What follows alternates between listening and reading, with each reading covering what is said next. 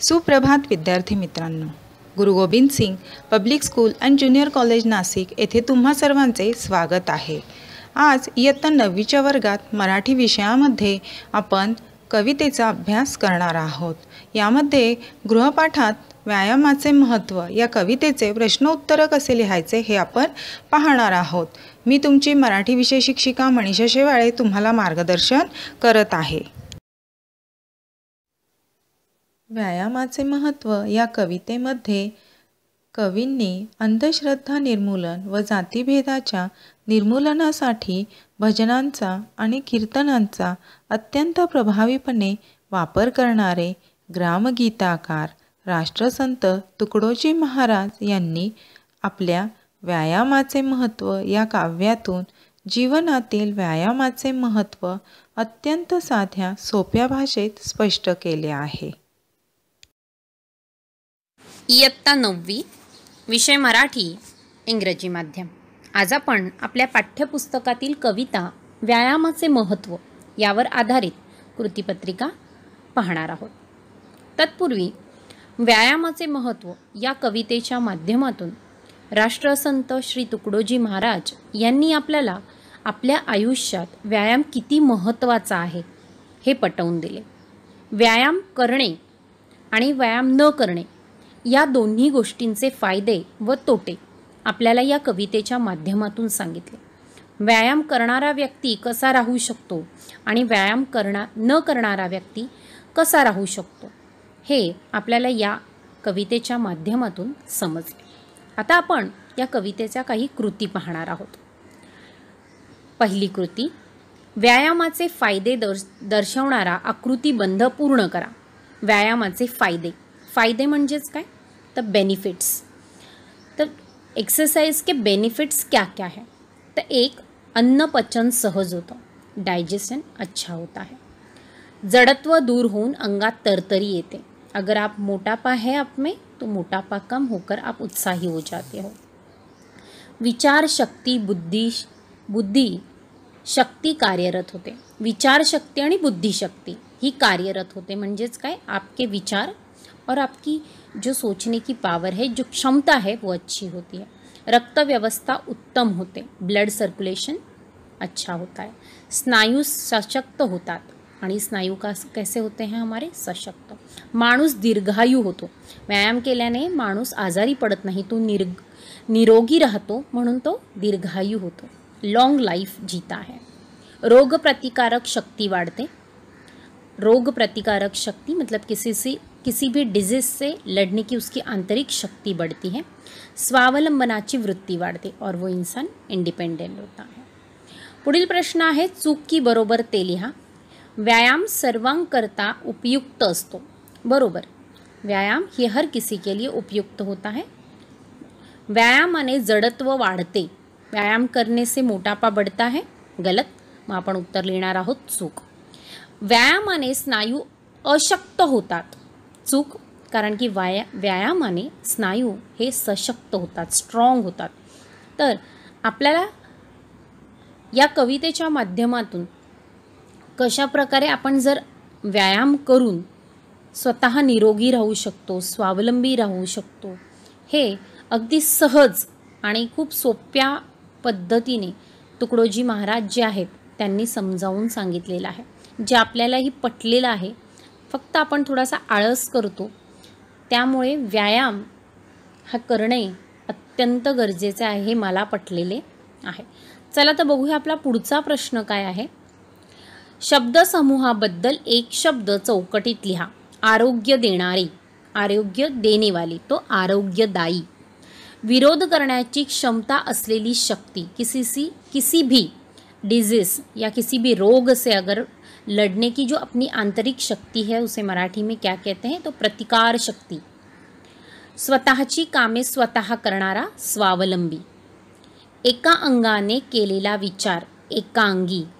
एका अंगाने केलेला विचार मतलब एक तरफा विचार, एक तरफ से ही किया गया विचार, त्याला आपण मराठीमध्ये एकांगी विचार असे म्हणू शकतो। पुढचा प्रश्न, व्यायाम न करण्याचे तोटे लिहून आकृती पूर्ण करा। तोटे म्हणजे लॉस। व्यायामाविन मतलब व्यायाम के बिना जडत्व येते, पित्तविकार होतो, कफ होणे, वाताचा त्रास होणे, जडत्व येणे, मोटापा बढ़णे, पित्तविकार होणे म्हणजे डोके दुखणे, पित्त होणे, या सगळ्या गोष्टी, कफ सर्दी, बार बार कफ होणं, वाताचा विकार होतो म्हणजेच तर काय, या प्रकारामध्ये बॉडी पेन जास्त होतं, पाय दुखणे, हात दुखणे, हा सगळा विकार.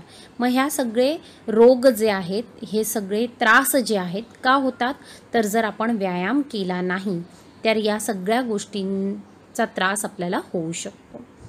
पुढचा काय प्रश्न दिलाय, तर भावार्थाधारित प्रश्न आहे आपला. व्यायामाचे महत्त्व तुमच्या शब्दात लिहा. आता व्यायामाचे शब्द महत्त्व तुमचा शब्दात लिहा मतलब व्यायाम एक्सरसाइज का इम्पॉर्टन्स आपको लिखना है. आता या इम्पॉर्टन्स लिहिताना आपल्याला काय करायचं आहे, जी कविता पूर्णपणे आपण लक्षात जर ठेवली तर व्यायामाचं महत्त्व लिहित असताना आपल्याला इतर कुठल्याही गोष्टींचा जास्त विचार करावा लागणार नाही आणि इतर गोष्टी पाठही कराव्या लागणार नाही. ठीक आहे. आता आपण लिहू शकतो की जर प्रत्येकाने रोज व्यायाम केला तर व्यायामाने शरीर निरोगी राहते. हे पहिली गोष्ट. आणि शरीर जर निरोगी असेल तर कोणत्याही प्रकारचा आळस आपल्याला येत नाही. आपण कायम उत्साही राहतो, आनंदी राहतो आणि त्यामुळे आपली प्रगती होत राहते. आपल्या विचारांवर त्याचा परिणाम होतो, आपले विचार चांगले होतात, आपली स्फूर्ती वाढलेली असते, त्यामुळे आपण स्वावलंबीसुद्धा होतो. आणि ज्यावेळेस आपण स्वावलंबी असतो त्यावेळेस आपण जास्त आनंदी होतो. व्यायाम केल्यामुळे आपली प्रतिकारक शक्ती, रोगप्रतिकारक शक्ती वाढते, अन्नपचन सुयोग्य पद्धतीने होतं, रक्ताभिसरण हेही चांगल्या पद्धतीने कायम होत असतं. आणि याचाच अर्थ की व्यायामामुळे आपले आंतरिक जे अवयव आहेत, आपले बाह्य अवयव आहेत, ते योग्य पद्धतीने कार्यरत राहतात, ज्यामुळे आपण नेहमीच निरोगी राहतो, असं आपण याचं उत्तर लिहू शकतो. दुसरा प्रश्न आपल्याला इथे दिलाय. व्यायामे अंगी वाढे स्फूर्ती कार्य करायची. या पंक्तीत तुम्हाला समजलेला अर्थ. आता प्रत्येक प्रश्नाच्या उत्तरामध्ये जवळजवळ सारखंच उत्तर येणार आहे. तर व्यायामे अंगे वाढे स्फूर्ती या कार्य करण्याची. तर ही पंक्ती लिहित असताना आधी आपण थोडीशी प्रस्तावना लिहूया की व्यायामाचे महत्त्व या कवितेत कवी राष्ट्रसंत श्री तुकडोजी महाराजांनी आपल्याला आपल्या आयुष्यात व्यायाम किती महत्त्वाचा आहे हे पटवून देण्याचा प्रयत्न केला आहे. हे सांगत असताना त्यांनी सांगितले की व्यायाम केल्याने आपल्या शरीरातील स्फूर्ती वाढते आणि व्यायाम केल्याने स्फूर्ती वाढल्याने आपण नेहमीच उत्साही आणि तेजस्वी दिसतो, ज्याने आपली प्रत्येक कार्य करण्याची जी क्षमता आहे, जी इच्छा आहे, ती कार्यरत राहते, ती चांगली होते. त्यामुळेच आपण आपले कार्य योग्य पद्धतीने करू शकतो. तसेच व्यायाम करण्यामुळे स्वतःचे काम स्वतःच करण्याची म्हणजेच स्वावलंबी वृत्ती निर्माण होते. कोणतेही कार्य करण्यासाठी शरीर व मन तितकेच उत्साही लागते. म्हणून व्यायामे अंगे वाढे स्फूर्ती कार्य करण्याची असे सांगितले आहे. आरोग्यम धनसंपदा या उक्तीतील विचाराचा विस्तार करा. आता आरोग्यम धनसंपदा म्हणजेच आपलं चांगलं आरोग्य, हमारा अच्छा आरोग्य, हमारी हेल्दी बॉडी ही हमारे लिए सब कुछ है, धन संपदा है, मतलब हेल्थ इज़ वेल्थ. ऐसा क्यों कहा गया है? कारण की निरोगी शरीरातच निरोगी मन वास करते असे म्हटले जाते. म्हणूनच भारतीय संस्कृतीत संध्याकाळी दिवे लागणीच्या वेळेस देवासमोर दिवा लावला जातो आणि शुभं करोति कल्याणम आरोग्यम धनसंपदा अशी प्रार्थना म्हटली जाते. अर्थात अगर हम हमेशा ही व्यायाम एक्सरसाइज करते रहेंगे तो हम हमेशा निरोगी रहेंगे. बघा उत्तर सारखं तेच रिपीट होतं आहे, त्यामुळे आपल्याला जास्त काही विचार करण्याची किंवा पाठांतर करण्याची गरज नाही आहे. इथेही आपण असं लिहू शकतो की जर आपण कायम व्यायाम करत राहिलो तर आपण निरोगी निरामय आरोग्य जगू शकतो. आपण आयुष्यात कधीही आजारी पडणार नाही. आपला शारीरिक मानसिक बौद्धिक विकास होतो आणि जर शारीरिक मानसिक आणि बौद्धिक विकास झाला तर नक्कीच आपण आपल्या आयुष्यामध्ये प्रगती करू शकतो आणि ती प्रगती केल्यामुळे आपल्या आयुष्यात हव्या असलेल्या प्रत्येक गोष्टी आपल्याला लाभू शकतात. म्हणूनच जर आरोग्य नीट असेल, आपण निरोगी असू, आपण स्वस्थ असू, आपण स्वावलंबी असू, तर आपण आपल्याला हवे ती गोष्ट आपल्या आयुष्यात प्राप्त करू शकतो. पण आपण जर सतत आजारी पडत असू, आपलं आरोग्य नीट राहत नसेल, तर आपण आपल्या आयुष्यात काहीही करू शकत नाही. अशा प्रकारे आपण भावार्थाधारित प्रश्न पूर्ण केले आहेत. Thank you so much. धन्यवाद. विद्यार्थी मित्रांनो, कवितेचे प्रश्नोत्तरं कसे लिहायचे हे तुम्हाला आता समजलेच असेल.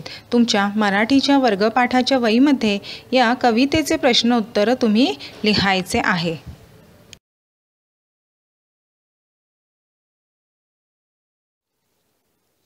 व्यायामाचे महत्त्व या कवितेत कवीने मानवी जीवनाला व्यायामाला अनन्यसाधारण महत्त्व आहे हे सांगितले. व्यायामाचे हेच महत्त्व विशद करताना संत तुकडोजी महाराज सांगतात की व्यायाम हा आपला आरोग्यदायी मित्र आहे. हे सूत्र प्रत्येकाने ध्यानात म्हणजेच लक्षात ठेवले पाहिजे. विद्यार्थी मित्रांनो, व्यायामाचे महत्त्व या कवितेचे प्रश्नोत्तरं मराठी वर्गपाठाच्या वहीत लिहा.